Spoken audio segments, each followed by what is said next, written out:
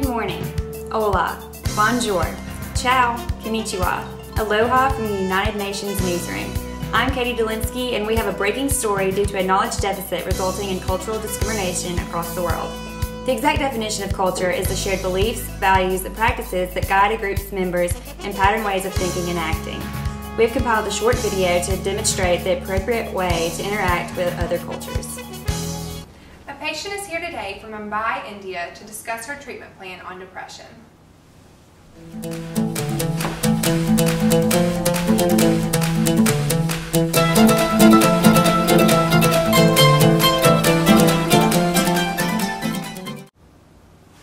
Hi, Miss Singh. How are you today? Can I ask you a few questions?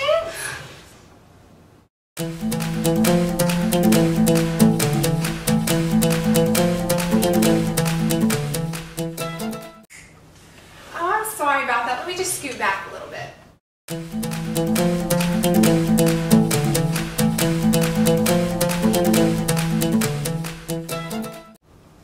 Okay, I'm sorry about that. I've always wanted to ask this question. What exactly is the caste system? I don't know what you're talking about.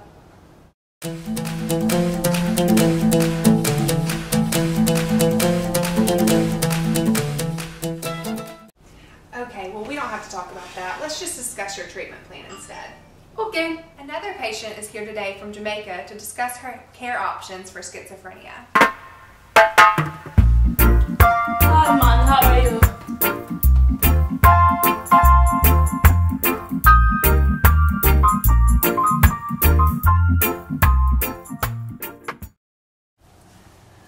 Hi, how are you doing today?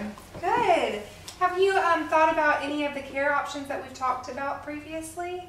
No, I have my Obeah man taking care of that. Who is that?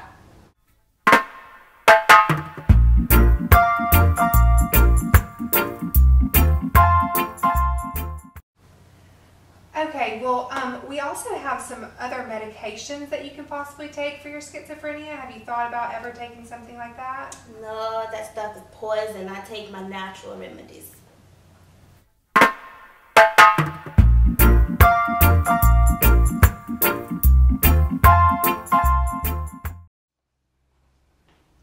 Our next patient is here today from Cancun, Mexico with her husband to discuss her issues with anxiety.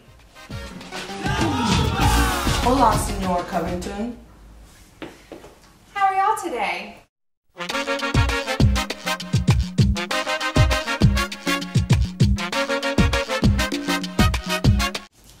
We can take a seat real quick. Mr. and Mrs. Gonzalez, have you thought any more about your anxiety with your infertility? Can we talk about this later, please?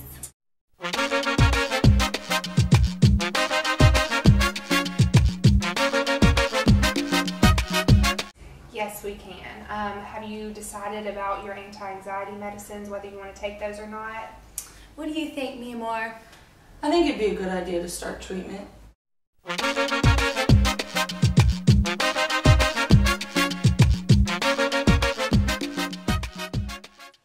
Ethnocentrism is a universal tendency of humans to believe their way of thinking and behaving is the only correct and natural way. This is one of the major problems that leads nurses to providing culturally incompetent care.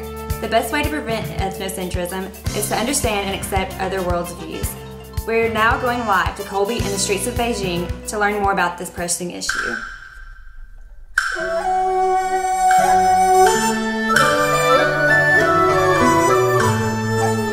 Thanks, Katie. We're here in the streets of Beijing trying to find out more information about the current mental health care crisis.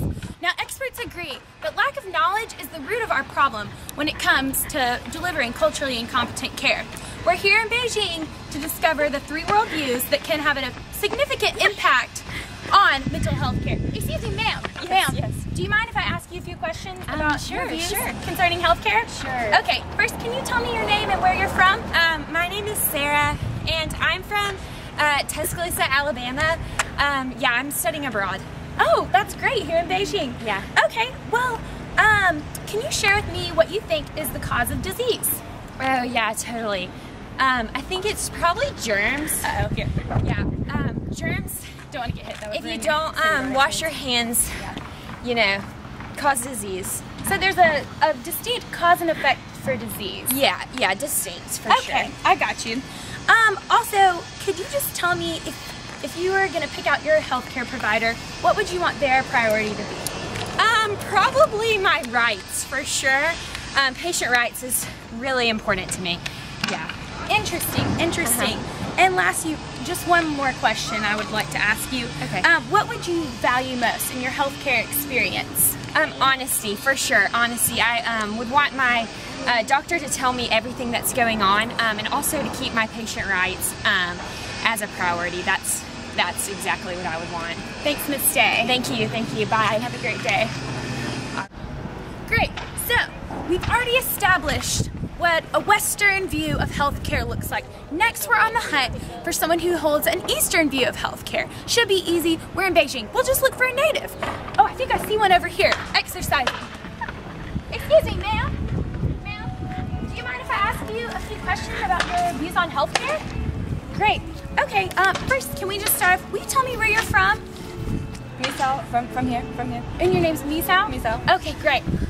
And just to start off with, what do you think is the cause of disease? The cause of disease is definitely the imbalance in the energy, like yin and yang. Oh, okay, so an imbalance in energy forces. That's interesting. And when you're picking a healthcare provider, what would you like their priority to be?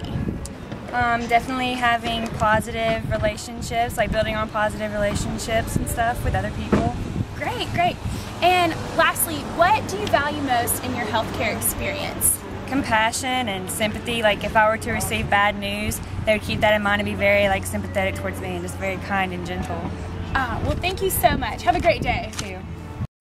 Lastly, we're going to learn what it means to have an indigenous worldview of healthcare. We're here with Renika, who's going to help enlighten us on the topic. Renika, can you first tell us a little bit about your background? I'm from the Chinese group of Salar. Okay, great. And that's an indigenous group, right? Yes. Okay, and can you please tell us first what you think is the cause of diseases? I think a lack of harmony and evil spirits is the cause. Okay, great. And when you're picking a healthcare provider, what would you like their priority to be? On the community and not just me or an individual. Okay. And what do you value most in a healthcare experience? My experience that affects the community as a whole. So you want you value most that your experience impacts the community as a whole. Great. Now that we've seen all three worldviews of healthcare, back to you in the studio, Katie.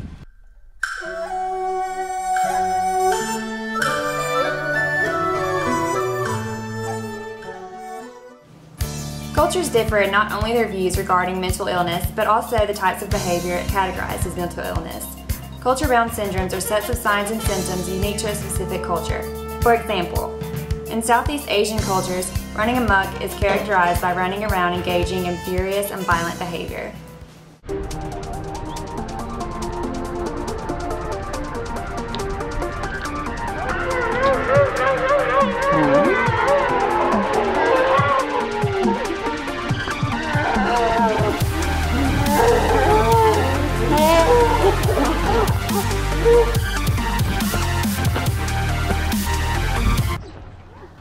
In Chinese and Vietnamese cultures, wind illness is characterized by fear of cold, wind, or drafts.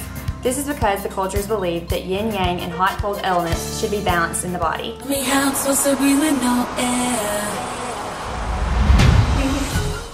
In Navajo cultures, ghost sickness is characterized by being out of one's mind.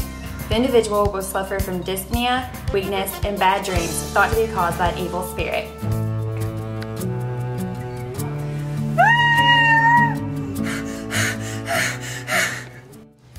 Faced with this mental health care crisis, how are nurses and healthcare providers able to deliver culturally competent care? Through cultural awareness and education, nurses can avoid stereotypes and misconceptions that lead to discrimination and care deficits. Healthcare providers are encouraged to research information prior to caring for a patient of a different culture.